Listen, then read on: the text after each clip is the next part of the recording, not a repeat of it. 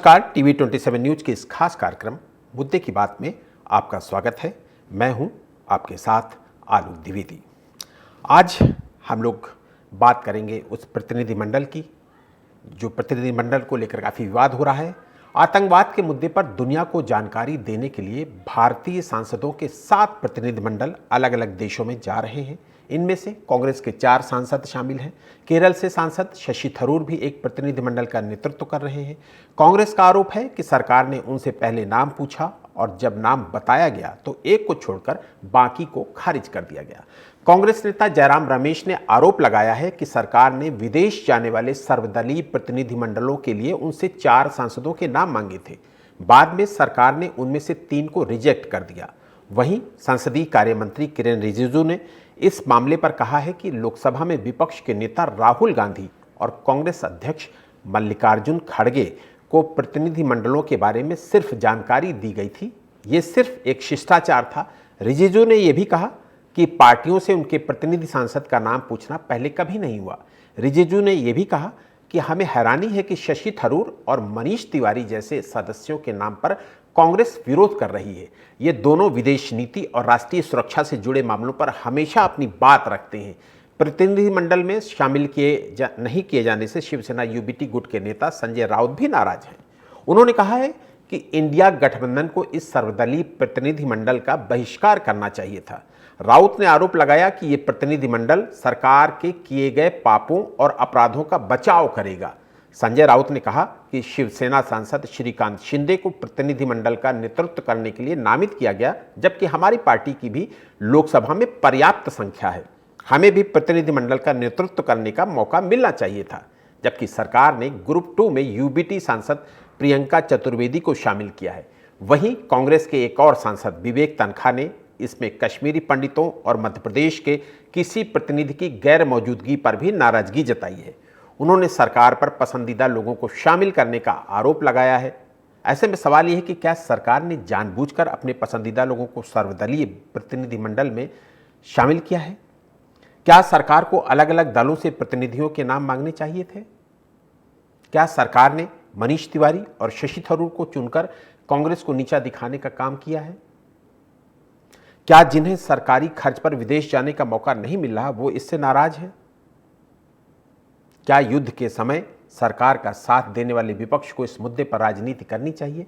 ये तमाम बड़े सवाल जिनका जवाब अपनी चर्चा में तलाशने की कोशिश करेंगे।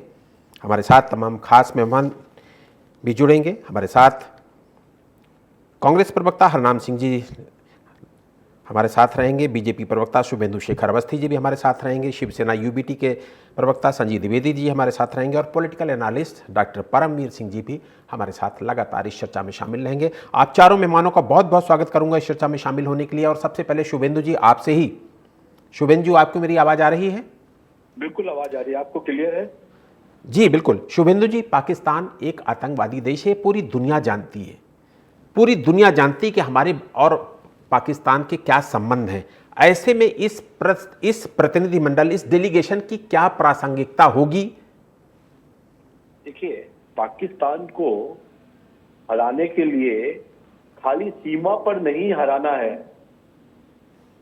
उसको वैश्विक स्तर पे भी हराना है, उसको इकोनॉमिकली हराना है, उसका पानी भी बंद करना है, उसका आतंकवाद को सपोर्ट करने वाले दो राष्ट्र हैं उनको भी खत्म करना है। तो पाकिस्तान को चारों तरफ से घेरना है। इसीलिए भारतीय जनता पार्टी की जो केंद्र की सरकार है उसने सोचा कि हम कई बड़े देशों में जाकर अपना विषय रखें। और ये पहली बार नहीं, 26/11 के बाद भी ऐसा हुआ था। और ये एक तरीका है सरकारों को अपनी पक्ष को रखने का।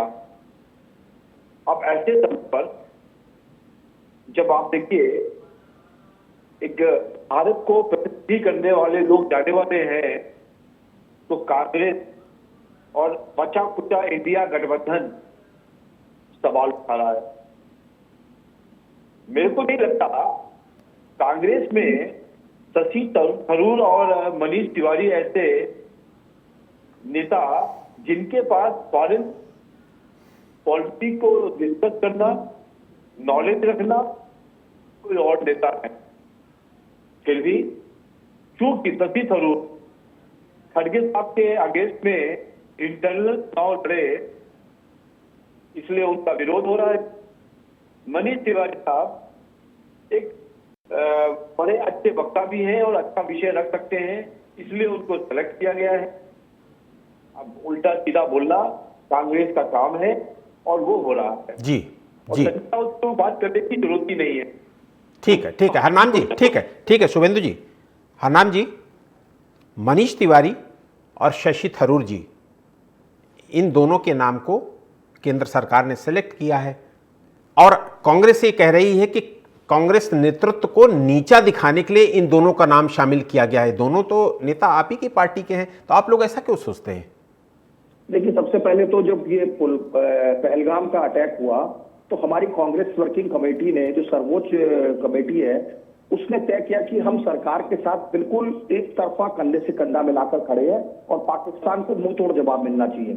और हमने पूरी सरकार का समर्थन किया, नरेंद्र मोदी साहब का समर्थन किया कि वो जिस तरीके से भी चाहे पाकिस्तान को जवाब दें। कांग्रेस पार्टी उनके साथ पूरे विपक्ष के जिम्मेदार विपक्ष के तौर पर खड़ी है।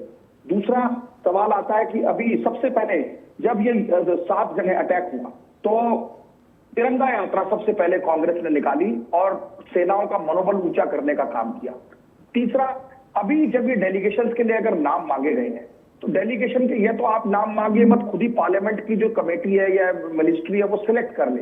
और अगर जब कभी नाम मांगे जाते हैं तो फिर नाम पार्टी तय करती है, उन सांसदों को फोन करती है कि हम पार्टी से नाम मांगे गए हैं, एक प्रतिनिधिमंडल बाहर विदेश में जाएगा तो आप अपनी तैयारी रखना, इन डेट्स को ब्लॉक मत करना, हम आपका नाम आगे भेज रहे हैं। और उसके बाद अगर किसी का नाम लेकर उनको हम कह दें कि आपको हम आगे भेजा जा रहा प्रतिनिधिमंडल पर, फिर उनको ना जाए तो एक तरीके से उनके लिए भी एक बड़ी अजीब सी परिस्थिति हो जाती है। फिर भी अगर वो नाम गए और किन कारणों से नहीं लिए गए तो इसमें हमें कोई वो विरोध नहीं है। शशि थरूर जी आज भी कांग्रेस के सांसद है और हमारे माननीय सांसद है, हमारे वरिष्ठ सांसद है।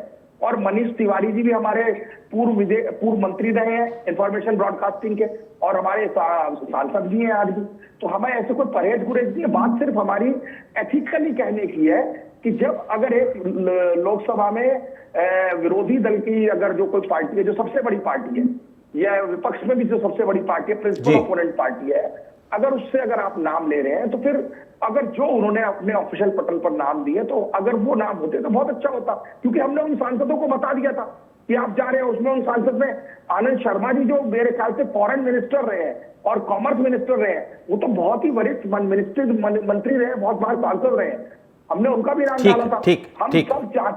हम सब ये चाहते हैं कि जब विदेश में हमारे किसी पार्टी के भी सांसद जाए तो वो बहुत शानदार तरीके से विदेशों में ऐसा एक प्रोपेगेंडा बनाए, ऐसा परफॉर्मेंस दे कि पूरे विश्व में हम पाकिस्तान को एक्सपोज कर सके कि पाकिस्तान एक आतंकवादी। बिल्कुल शशि थरूर जी भी फॉरेन सर्विसेज के ऑफिसर रहे हैं, उनको भी बहुत नॉलेज है। आनंद शर्मा जी नो डाउट उनको बहुत नॉलेज है, लेकिन शशि थरूर जी भी किसी से कम नहीं है। बिल्कुल। संजय द्विवेदी जी, संजय राउत जी को भी बड़ा एतराज है। उनका ये कहना है कि डेलीगेशन की लीडरशिप उनकी पार्टी को नहीं दी गई, प्रियंका जी को शामिल किया गया लेकिन लीडरशिप नहीं दी गई। तो इतनी सारी पार्टियां हैं, सबको लीडरशिप नहीं दी जा सकती ना।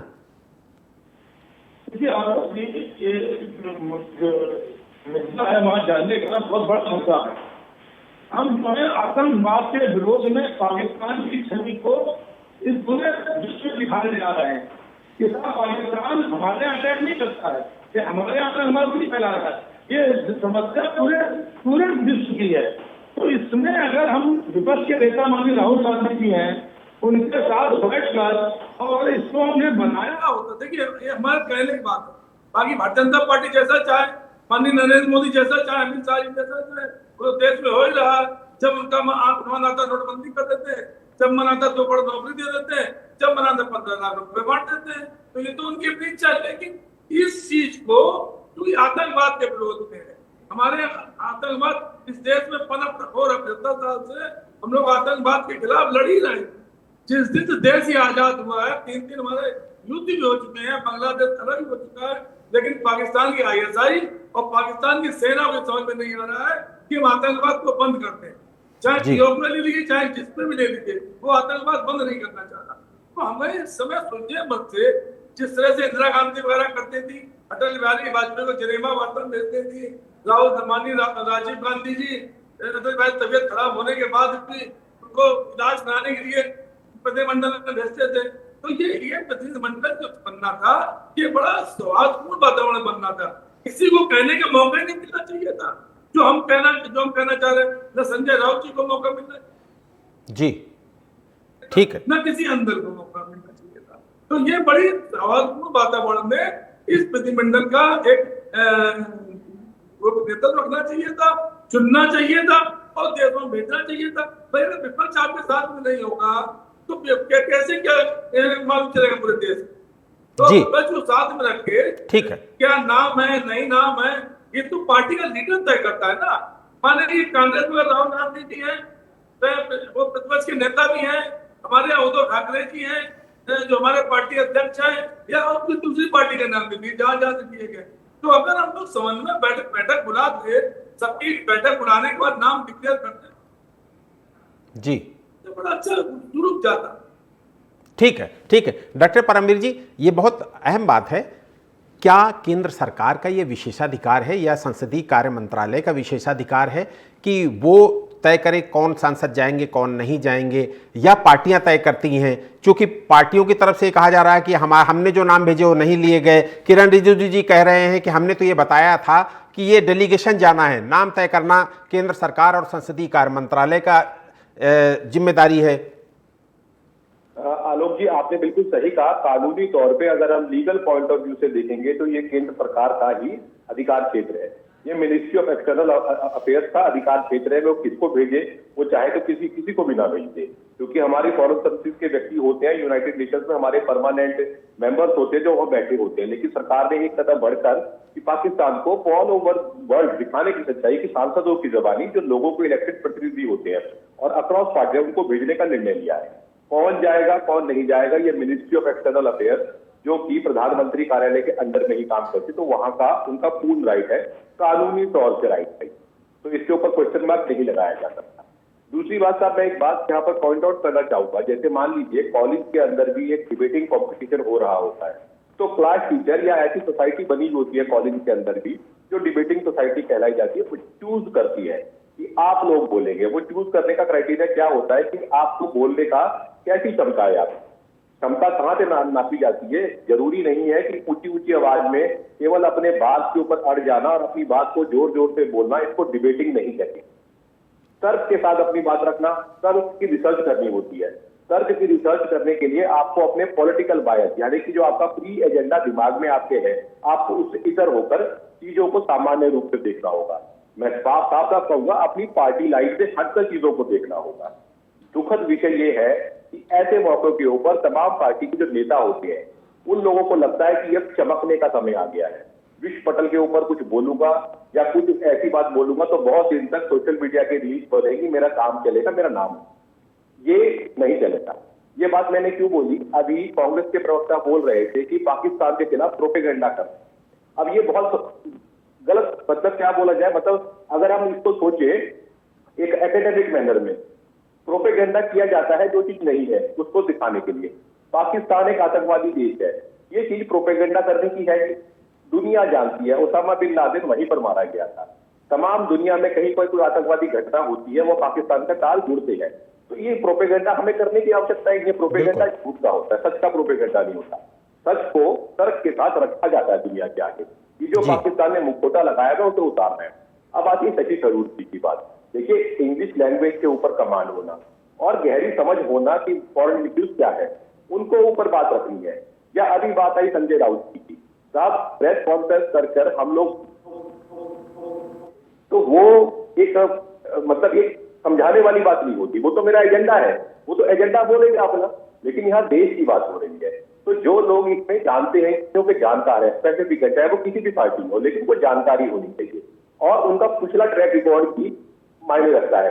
अभी मान लीजिए पाकिस्तान के बेनजीर भुट्टो साहब की मैडम के बेटे जो है, वो बोलते हैं कि सिंधु के साथ में भी कर जाएंगे, वो कर जाएंगे, और तमाम फजीयत हो रही है पाकिस्तान के अंदर। उनके पुराने वीडियोस दिखाता है मीडिया कि पहले वो कुछ कहते थे और समझ है नहीं उन्हें जो कि वो बोल रहे हैं।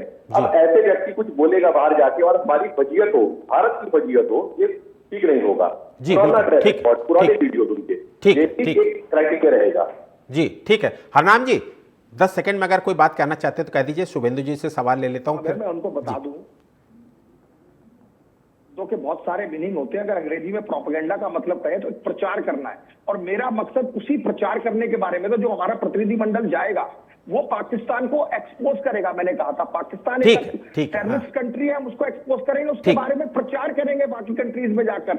इसको प्रोपेगेंडा को प्रचार कहते हैं कि प्रचार करेंगे वहां जाकर उनके बारे में। बिल्कुल बिल्कुल बिल्कुल, बहुत इंपॉर्टेंट बात कही।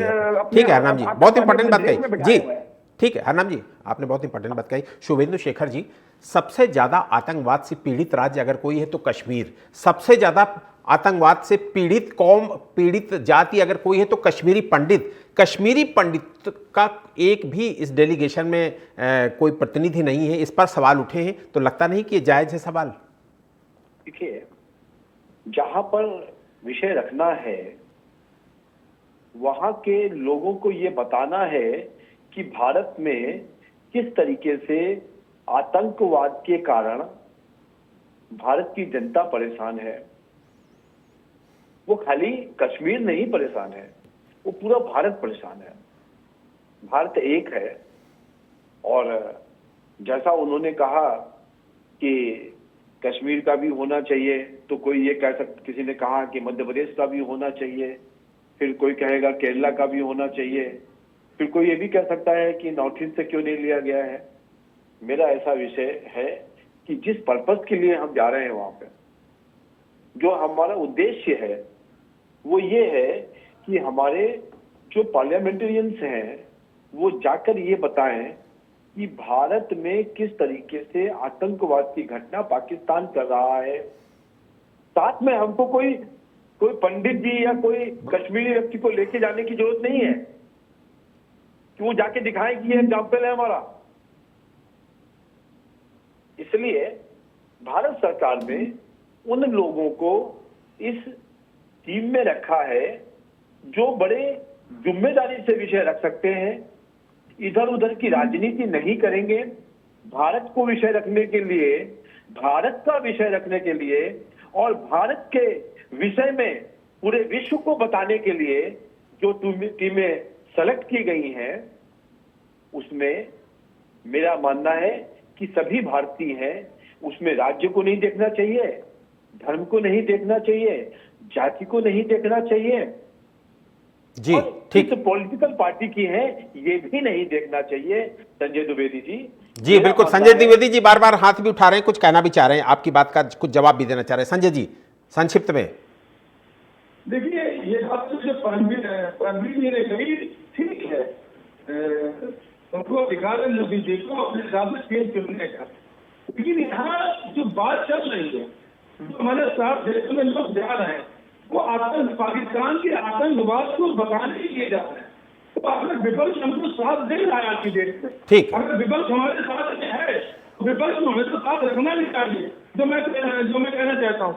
तो अगर हम लोग एक कंबाइंड मीटिंग करके और इन नामों को से, तो उसमें क्या जरूरत है भाई? आप तो 2014 से देख रहे हैं कि आपने विपक्ष के नेता चाहे हेमंत सोरेन हो, चाहे आपने केजरीवाल हो, संजय सिंह हो, मनीष सिसोदिया हो, संजय राउत हो, अमित देशमुख हो, तमाम लोगों ने जेल में दिया, लेकिन वो समझ लिया उसको। लेकिन आज के समय में हमें आतंकवाद का जवाब पूरे विश्व में देना है, और ऐसा नहीं आज हम देने जा रहे हैं। ये हमारे जो पूर्व प्रधानमंत्री रहे हैं, पूर्व लेकर रहे हैं, वो भी विदेश में जा जाके इसकी बात बोलते जाना अटल बिहारी बात नहीं हो, इतना अच्छा समय था कि हमारा विपक्ष साथ में था, हमारा यही कहना है। बाकी मानना न मानना तो बोलिए, प्रधानमंत्री जी को, हमारे प्रवक्ता जी को जो बैठे हमारे बैठे हैं कि अगर सवाल वातावरण में अगर ये चीज सुनी जाती, अगर कांग्रेसों को चुना जाता और उनको शिक्षा दिया जाता कि उनको कैसे बोलना है, क्या बोलना है, तो उसके बाद उनको भेजा जाता, तो शायद उसका रिजल्ट और अच्छा मिलता। अब कश्मीरी पंडित को, जो पंडित है उनको ले जाने की जरूरत नहीं। भाई क्यों नहीं ले जाने की जरूरत है? कश्मीर में जिस तरह से आतंकवाद है ना, 90 से और कश्मीरी पंडित वहां से बाहर आ गए, हमारे कश्मीर से बाहर आ गए, इंडिया के विभिन्न राज्यों में रह रहे हैं, क्योंकि उनके ठीक है संजय जी, ठीक संजय जी, ठीक संजय जी, ठीक है, आपके पास आऊँगा। हरनाम जी, ऑल पार्टी डेलीगेशन में जो 51 मेंबर्स हैं, 51 जो सांसद हैं, उनमें से 31 ही एनडीए के हैं, बाकी गैर एनडीए के हैं, 20 गैर एनडीए के हैं। तो आपको ये कैसे लगता है कि इसमें पक्षपात हुआ, इसमें चुन चुन के रेवड़ी बांटी गई, ऐसा आपको क्यों लग रहा है? नहीं, हमें तो नहीं कहा कि कोई चुन चुन के रेवड़ी बांटी है। नहीं, ये बात कांग्रेस की तरफ से आई ना, इसलिए आपसे पूछा जा रहा है। कांग्रेस की तरफ से कहा जा रहा है कि हमने जो नाम दिए वो नहीं लिए, उन्होंने अपनी तरफ से नाम ले लिए। देखिए, नाम की बात मैं फिर दोबारा रिपीट कर रहा हूँ। अगर आपके, मैं चैनल से कहूँ कि आपके चैनल को 4 पत्रकार हमें आज चाहिए कांग्रेस की पीसी करने के लिए, तो आप अपने उन 4 पत्रकारों को कहोगे या 4 सांसदों को कहोगे ना कि भाई आप तैयार रहेगा, आपको जाना है। और भाई जो एक्सपर्ट, जो बिल्कुल आपने सही सवाल किया, जो एक्सपर्ट होगा उसी को भेजेंगे, तो वही। और जैसे जैसे जैसे जैसे शुभेंदु जी भी, आप भी समझ रहे होंगे, जो बीजेपी का बीट का होगा ना वही शुभेंदु जी के यहाँ जाएगा, जो कांग्रेस की बीट का होगा वही आपकी बीट में जाएगा। तो जिसको विदेश के मामले में जानकारी, शशि थरूर जी विदेश में नौकरी भी किए हैं और विदेश मामलों की जानकार भी हैं, खुद IAFS अधिकारी रहे हैं, तो इसलिए केंद्र सरकार ने उनका सिलेक्शन किया। हरनाम जी, शशि थरूर जी पर हमारा कहीं कोई विवाद नहीं है, ना मनीष तिवारी जी पर विवाद है, लेकिन हमारा कहना यह है कि यह तो आप हमसे नाम मांगते ना, और जब नाम मांगे हैं तो फिर उनको आपने सहशर्त रखना चाहिए था। और हमने भी जो नाम दिए उसमें इतना टॉलेस्ट नाम था आनंद शर्मा जी का, जो मैं कह रहा हूं कि वही एक विदेश मंत्री भी रहे हैं वो। तो ऐसा नहीं है कि हमने जो नाम देना चाह रहे थे। खैर, इस बात पर कोई बहुत विवाद मैं समझता हूँ कुछ होना नहीं चाहिए। अगर जो लोग सांसद आज भी जा रहे हैं, हर पार्टी के जा रहे हैं, वो भी कहीं ना कहीं तजुर्बे का आ रहे हैं, अच्छा अपना पक्ष रखेंगे। और हम तो, हमारा असली सबका मकसद ये होना चाहिए कि हम जिस मकसद से डेलीगेशन जा रहे हैं विदेशों में, वहां जाकर हम उन कंट्रीज को कन्विंस करें कि पाकिस्तान एक टेररिस्ट देश है, इससे सब लोगों को संबंध तोड़ने चाहिए और पाकिस्तान को अलग थलग करना चाहिए। इस पर मैं समझता हूं कि इस पर भारत सरकार को काम करना चाहिए। जो भी प्रतिनिधिमंडल बनाया है उसको अच्छे से वो गाइडलाइंस दे कि वो वहां जाकर अच्छे से अपना पक्ष रखे, भारत का पक्ष रखे। हम इसमें सरकार के साथ है। बिल्कुल बिल्कुल बिल्कुल, ठीक है। संजय जी, बहुत संक्षिप्त में जवाब दीजिएगा। बार बार संजय राउत जी ये कह रहे हैं कि ये डेलीगेशन विदेशों में जाकर क्या करेगा। मैं इसमें एक चीज ये जोड़ देता हूं कि 1994 में नरसिम्हा राव ने भी इसी तरीके से अपना पक्ष, अपना भारत के पक्ष को रखने के लिए डेलीगेशन भेजे थे ऐसे सांसदों के, और 2008 में भी डॉक्टर मनमोहन सिंह ने भी इसी तरीके के डेलीगेशन भेजे थे। तो ऐसे में संजय राउत जी अब मौजूदा सरकार से अगर ये सवाल कर रहे हैं कि डेलीगेशन क्या करेगा जाके, तो मुझे लगता है कि ये सारी जानकारियां उनको होनी चाहिए। जी संजय जी, संक्षिप्त में जवाब दीजिएगा। आलोक जी, इससे पहले मैंने आपको कहा था कि इससे पहले भी हमारे डेलीगेशन तो मैंने कहा था आपसे। लेकिन संजय राउत जी जो सवाल खड़ा कर रहे हैं ना कि ये डेलीगेशन विदेशों में जाकर क्या करेगा। जी देखिए, दूसरी है, आज यही मीटिंग करके वातावरण में अगर हम चयन करते, इसमें कुछ बेहतरी होती प्रधानमंत्री जी की। अगर हमारी प्रधानमंत्री जी बैठते, हमारे गृह मंत्री जी बैठते, राजनाथ सिंह जी बैठते, तो बैठ जाता सवाल वातावरण सबको बुला के चयन करते, तो शायद होता। क्योंकि ये जो कमेटी बनी है, ये और कोई कमेटियां नहीं है।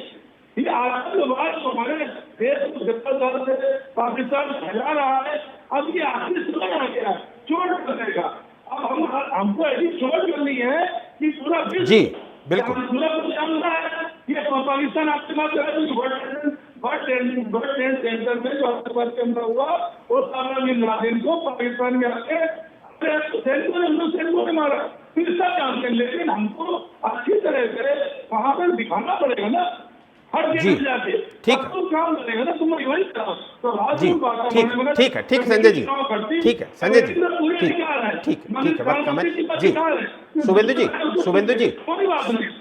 शुभेंदु जी 10 सेकंड में अपनी बात खत्म करिएगा। डॉक्टर परमवीर जी से बहुत इंपॉर्टेंट सवाल लेना है। जी जी।